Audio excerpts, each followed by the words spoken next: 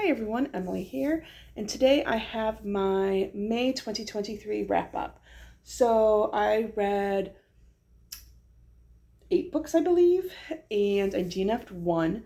I don't have my spreadsheet, my computer decided to do updates. And so we're gonna just try to go 1, 2, 3, 4, 5, 6. Take that back. I read 7 books. DNF'd one. So let's get started. So the first book is The Wild Robot by Peter Brown. And this is a middle grade book. It's the story of Roz. She is a robot. Her ship gets crashed onto, or shipwrecked on this island. Her crate gets washed up and it gets opened. And she's trying to figure out, why am I here? And trying to figure out how to make friends with the animals on the island who are afraid of her. She does end up adopting a gosling. Check the trigger warnings on how that comes about.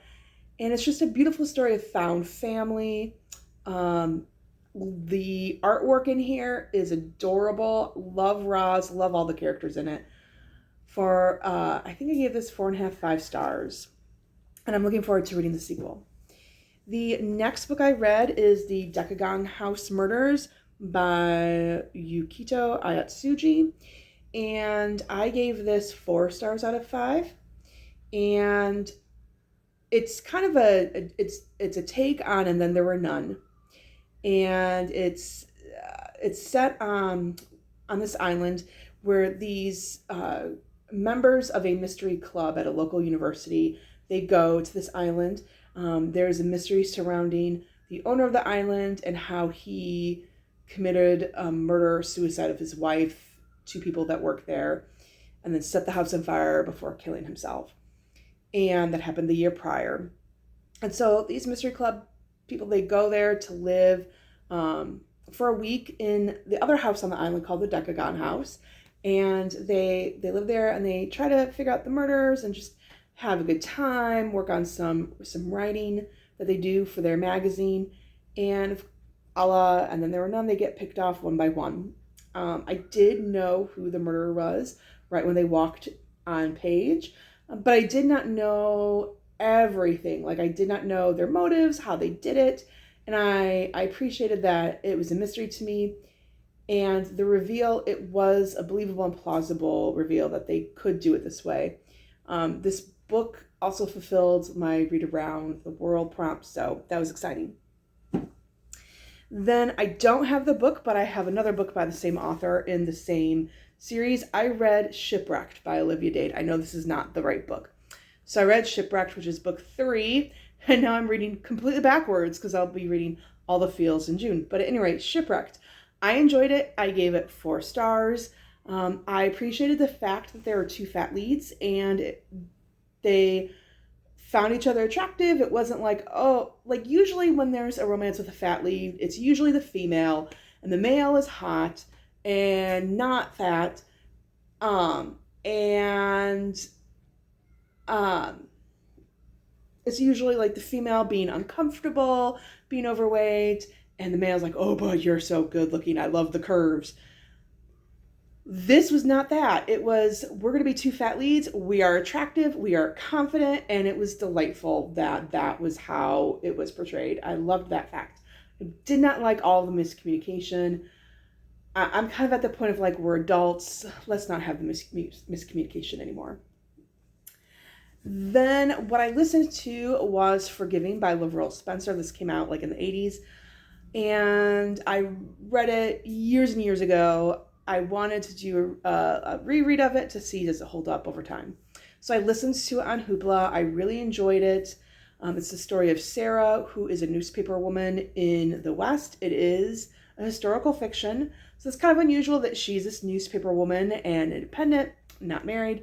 It's kind of, for her, she's considered a spinster. She moves out to like a town in Kansas or Montana. I honestly don't remember.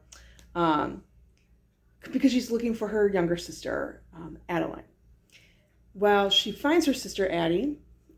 She finds her sister working as a prostitute. And she now goes by Evie. Check the trigger warnings for Addie's backstory. Check those trigger warnings because they are there.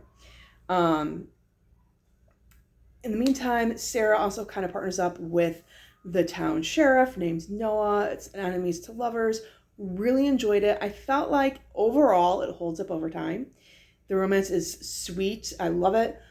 What I did not love is at one point, Sarah writes a letter to their childhood friend, Robert, to say, hey, I have found Addie. She is working as a prostitute. And she says, oh, she has gained 20 pounds. She's now obese. You are not obese if you have gained 20 pounds.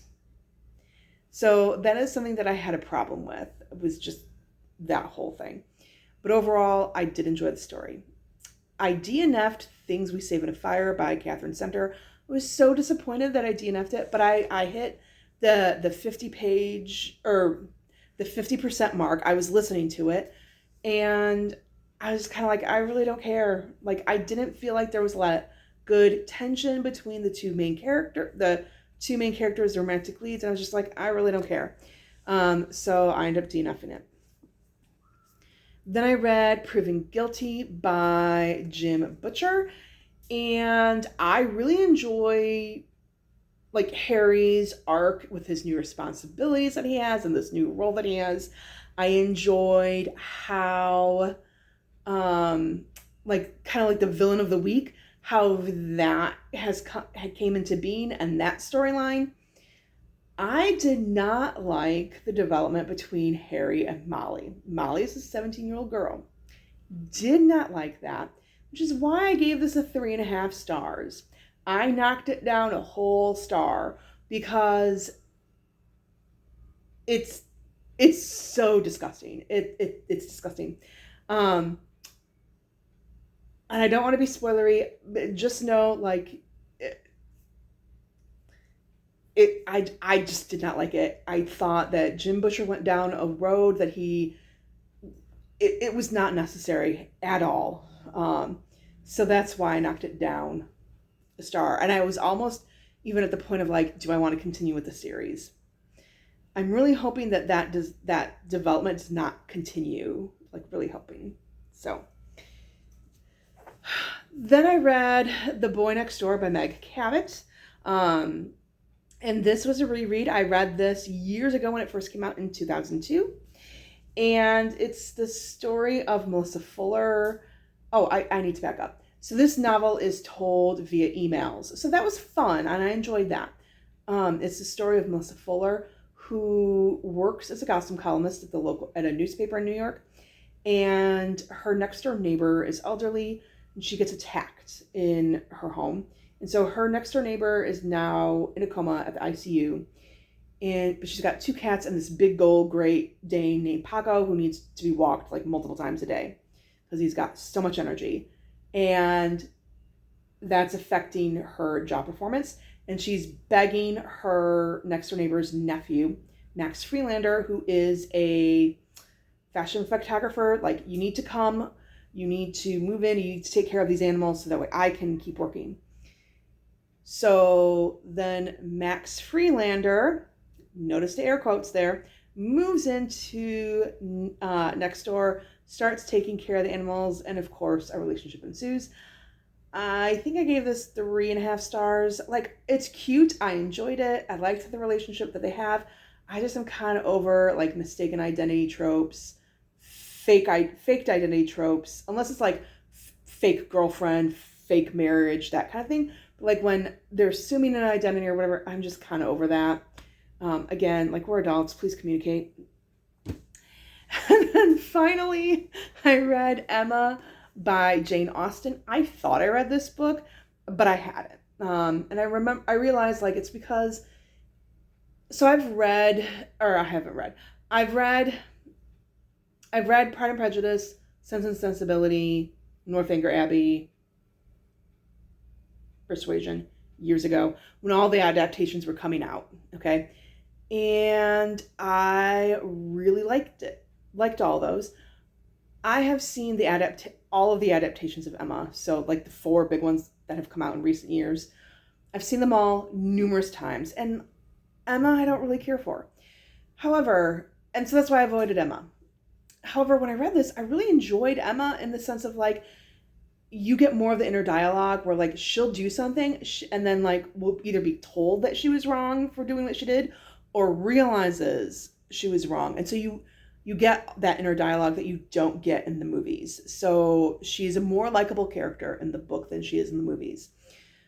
What I also did not realize, and again, I've seen the movies like countless times, but it never dawned on me that Frank Churchill, Emma, Jane Fairfax, Harriet, they all have one, if not both, parents who are either absent or who have passed away when they were very young. And it is their social situation that kind of determines like how they were raised and what their outcome in life will be. And it just never dawned on me that social commentary aspect that Jane Austen is doing in this novel. And so that I appreciated and enjoyed. I didn't care for this book as much because I think having watched all of the movies so many times, that caused me to kind of just be like, can we just get to the scene? Can we quit the social commentary? Can we just get to the scene? Can we get to here now? And so the book suffered for that. And that's not the book's fault. That's my fault. So, but that was my reading for this month. It was about like 2,900 pages, I think. So less pages overall compared to other months. I was sick 2 weeks. I hit a reading slump. And then the last week of school, I was just exhausted and not sleeping well and getting migraines. So I had a really hard time reading this month. But it is now June. I am on summer break and I am enjoying that. So that was what are your thoughts? How did May go for you? Have you read any of these books? Let me know what your thoughts are in the comments below. And please, if you've read Dresden, can you please tell me that Harry gets somewhat better in his thought process? Yeah. Keep it spoiler free, please. And as always, like and subscribe. Happy reading.